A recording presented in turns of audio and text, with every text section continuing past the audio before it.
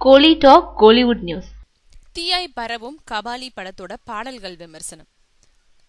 Kalaipuli தானுவோட we creation சார்பில் ரஞ்சித் இயக்கத்துல Rajinikanth, Radhika Apte, Dhanshika, Dinesh, John Vijay, Kishore மற்றும் பலர் நடிப்புல விரைவில் வெளிவர இருக்கும் படம் கபாலி. இந்த படத்தோட பாடல்கள் அதிகாரப்பூர்வமா நேத்து இரவு முதலே இணையதளங்கள்ல வெளியிடப்பட்டது.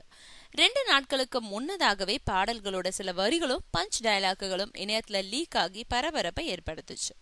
நேத்து மாலை மிக எளிமையா நடந்த விழாவில் படத்தோட இசைய தயாரிப்பாளர் தானு, இயக்குனர் ரஞ்சித், ரஜினிகாந்தோட இளைய மகள் சௌந்தர்யா வெளியிட்டாங்க. நேத்து இரவு 9 மணி அளவுல யூடியூப் இணையதளத்துல உலகம் ஒருவனுக்கா பாடலை முதல்ல வெளியிட்டாங்க. தொடர்ந்து சில மணி நேர இடைவெளியில அடுத்தடுத்து எல்லா பாடல்களையும் வெளியிட்டாங்க.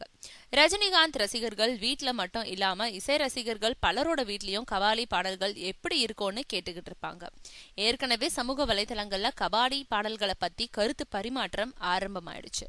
கபாலி படத்துல 5 பாடல்கள் இடம்பெற்றிருக்கு. பாடல்களை கபிலன், உமாதேவி, விவேக், அருண்ராஜ், காமராஜ் ஆகியோர் எழுதியிருக்காங்க. பாடல்களை பாட இருக்கிறவங்களும் இளம் பின்னணி பாடகர்கள், பாடகிகள் தான். ரஜினிகாந்த் படங்கள்ல வழக்கமா நாம கேட்கிற SPB, மனோ ஆகிய குரல்கள் இந்த படத்துல இல்ல. சந்தோஷ் நாராயணன் இசையமைப்பாளரா அறிமுகமான சில வருடங்கள்லயே ரஜினிகாந்த் படத்துக்கு இசையமைக்க கிடைத்த வாய்ப்பை நல்லாவே பயன்படுத்தியிருக்காருன்னு சொல்லலாம்.